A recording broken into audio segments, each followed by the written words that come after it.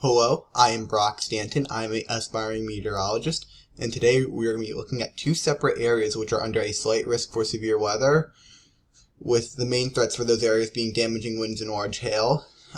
We'll first be taking a look at the area in Texas where we're going to see there is an increased chance for hail, especially and potentially some significant hail in further southern, south, and west portions of Texas, and there's also a slight risk for damaging wind. A brief weak tornado is also possible, though hail appears to be the most significant risk of the setup. And then, when we turn back further north into the east, into portions of Wisconsin, there could be some clusters of storms that are going to form, and the main threat with those would be damaging winds and hail. Again, a brief weak tornado is also possible, though that does not appear to currently be the main hazard. So we're going to take a look at our HRRR first, and we are going to be taking a look at the mode in Texas first as well.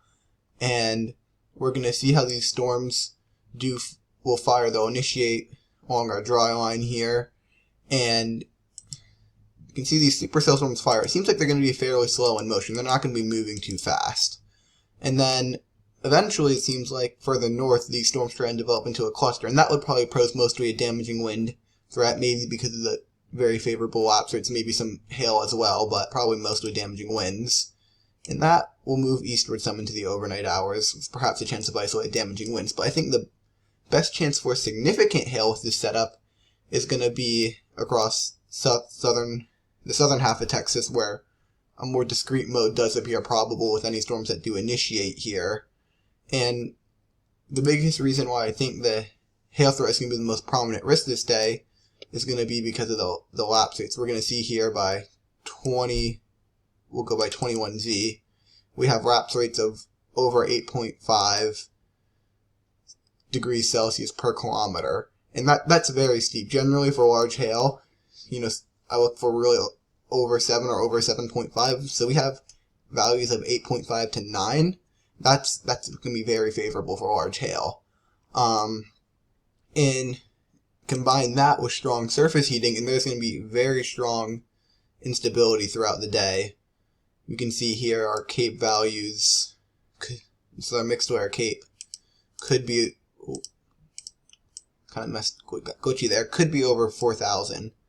Across the areas further north here, got 4,500 mixed weather CAPE. That's very favorable. You can see here the cap basically completely erodes, and but still further south, the more supercellular mode, we're still going to have mixed weather CAPE of over 3,500. So that is still a very favorable thermodynamic environment to support large hail and damaging winds. Again, our tornado threat is going to be quite low with this setup because we're just not going to have too much wind shear, especially in the low levels with this, which that's certainly good news, but regardless, because of the strong thermodynamic support, there will still be a risk for very large hail.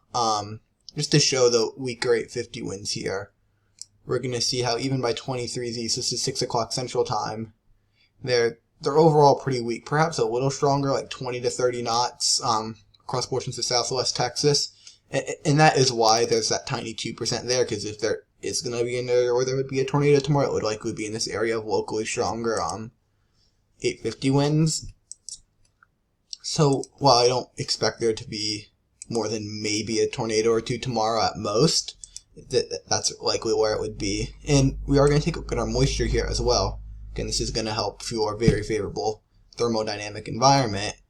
And we're going to see here that the moisture does mix out a little bit during the day, but overall we still have mid to upper 60s, perhaps even low 70 dew points. So that's still very strong moisture return, and that's going to support that strong instability access.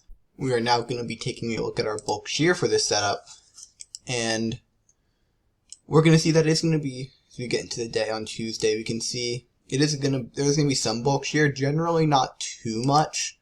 It's going to be a little stronger further south, and again, that's why supercells could be a little more prominent down here compared to clusters of storms. Again, supercells are storms with rotating updrafts. That does favor an increased risk for hail and tornadoes with supercell storms. But we can see, there's going to be stronger values further south, and that's probably why the more significant hail risk is going to be further south, despite there still being a very favorable thermodynamic profile But when I say thermodynamic, that basically just means everything that goes together to calculate the fuel for thunderstorms. That's really probably the best way to simplify it down. You can see our bulk shear will become more favorable further south and west, but, you know, especially further north, it's just not going to be quite as much there, and that's why the hail risk won't be quite as significant further north. We are now going to take a look at our NAM, and we're going to have to go back to our 12Z because the 18Z has not loaded in enough yet. But as we take a look at it, we're going to see how many storms it fires. And it does fire these storms here. You know, this is 22Z, so this is 5 o'clock Central Time. Just going to take a sounding here and see what it looks like. And you can see because of it's going to still on the NAM not be too favorable 850 once that hodograph isn't turning too much. But, you know, we look down at our CAPE values and our mixed wire CAPE is over 3,500. Our surface-based CAPE is well in excess of 5,000. That's going to make up for, at least with the hail threat, any potential lack in the shear component of this setup. Just try and play this through all the way. Where are we? 22. You can see these storms kind of just fizzle out really quickly on the NAM. I don't think they're going to go up and down super quick. Let's just see how this cluster does evolve further north, though. I doubt the storms go up and down super quick like what the NAM shows, but I think the reason the NAM does show that is because of the weaker shear. We are also going to take a really quick look at the capping inversion. Should probably show that on the H report too. I'll probably go back and show that.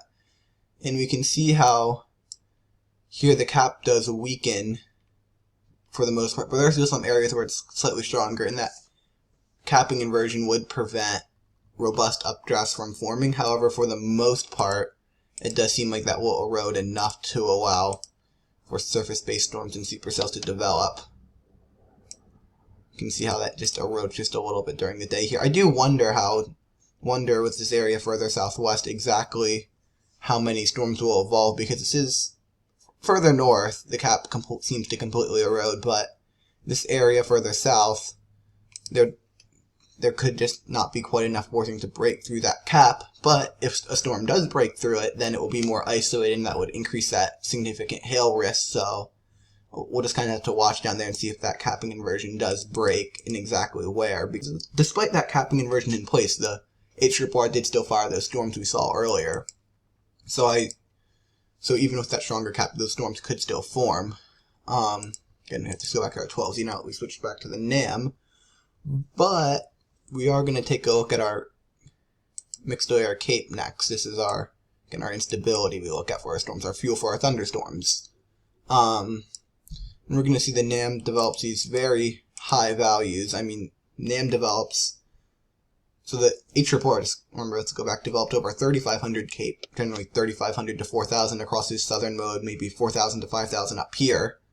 And the NAM fires that across this the entire warm sector. That's a very favorable thermodynamic environment. I'll just take a sounding here and just show it off.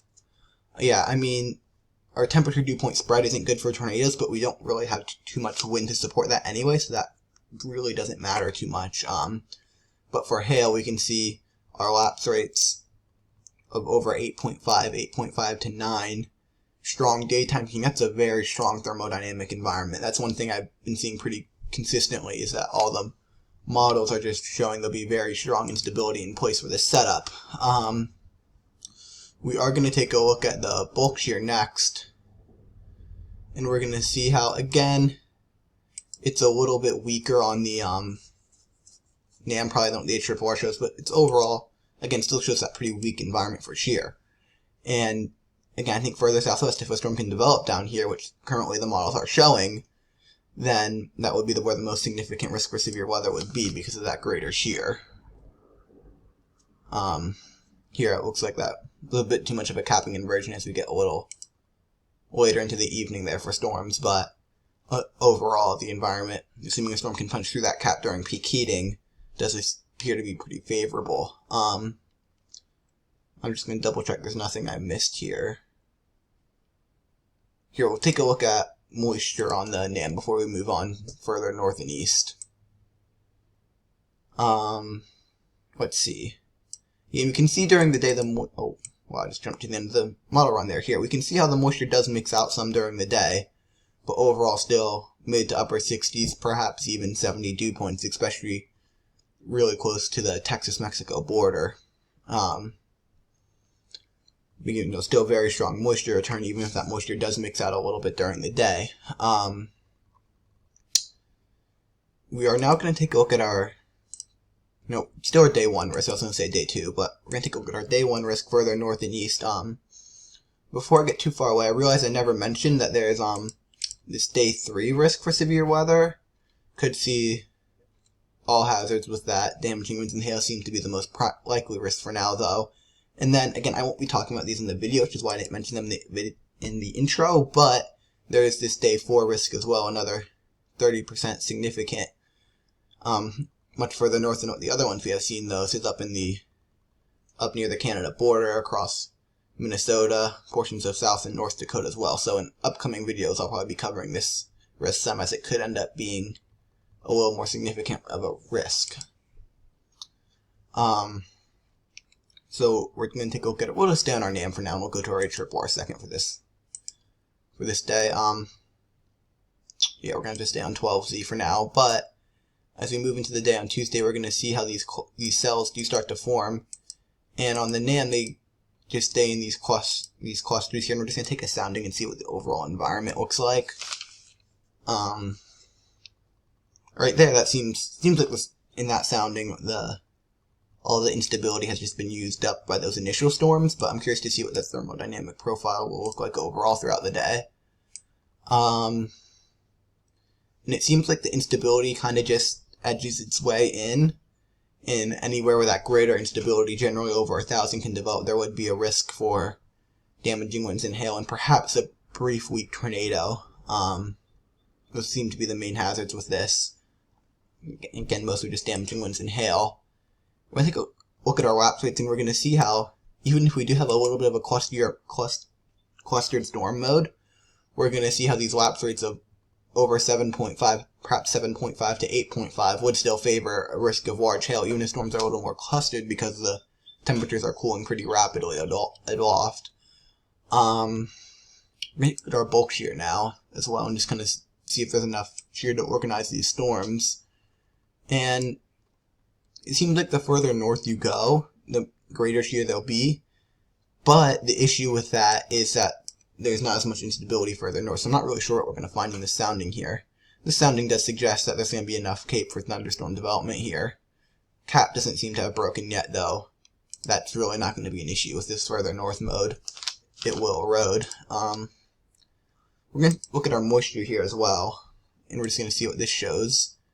And we're going to see, we can basically see right where the greater instability is going to be in our moisture. Here's our warm front here, and it's basically just going to be south of that warm front where there's going to be the chance for severe weather. At least the greatest risk. There's not really enough moisture further north to support that. We're going to take a look at our 850 winds now, and we're just going to see how strong they are, see if they could support an isolated tornado threat. And we're still going to see that they're generally pretty weak. You can see generally around 20 knots. That's pretty weak, so that suggests our tornado threat will remain very isolated. But we're now going to take a look at our HRR. I think the HRR showed this setup a little more, at least on the 18Z run. We've organized the clusters of storm a little. It organized the clusters of storms more. We're going to have to confirm that. And yeah, we can see how these storms develop a little more in the HRR. Seem much more organized. This is why the storm prediction has a slight risk out. It seems much more organized on the HRR. We're just going to take a sounding here just south of the storm, see what the profiles look like. And we can see there is that, just a teensy tiny bit of turning in the hook. Not really much. That would be a very isolated tornado threat at most. But looks like the HRR brings a lot more instability into this setup as well. Let's just take a look at that. Yeah, HRR brings much more instability, and so there's going to be a lot of differences with how models develop this throughout the day, because one model is saying instability could be over 5,000 across southern Wisconsin. And just for a refresher, let's see what the NAM shows. Go back to 12Z. And the NAM keeps that much further southwest as we saw.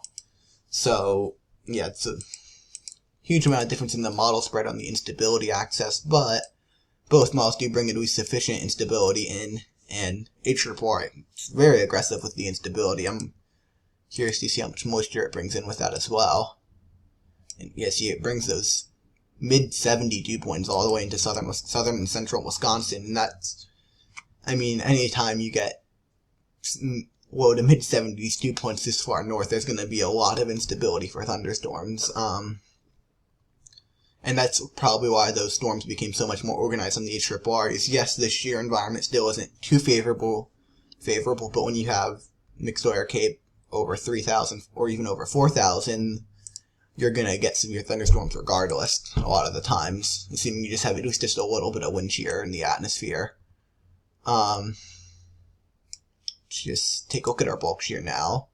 And again, it's not going to be too favorable, but there's going to be at least enough of it here, generally over 30 knots, to support those storms to organize a little bit. And with how strong the instability is, you just need a little bit of organization to get severe storms. You don't need as much as you may need otherwise if our instability values were much lower. I'm going to take a look at our 850 winds as well. Again, I expect these to generally be pretty weak, and yeah, again, generally 25 knots or less. That's not much of an 850 jet to support that tornado risk, and that's why our tornado probabilities are very low with this setup. Another thing I just want to look at is our lapse rates. I imagine our HRPR also brings in very strong lapse rates, and you know, that's not as much as I thought it would bring in. Actually, no, now it's a little better timed up.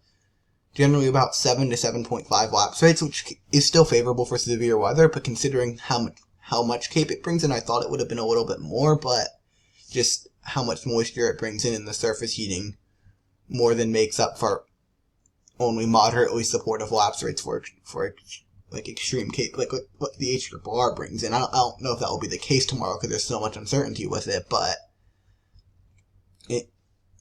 I would just think there'd be a little more lapse rates, but regardless, we still have lapse rates of 7 to 7.5, and that, you've heard me say in other videos, that's still very supportive of a hail and damaging winds risk.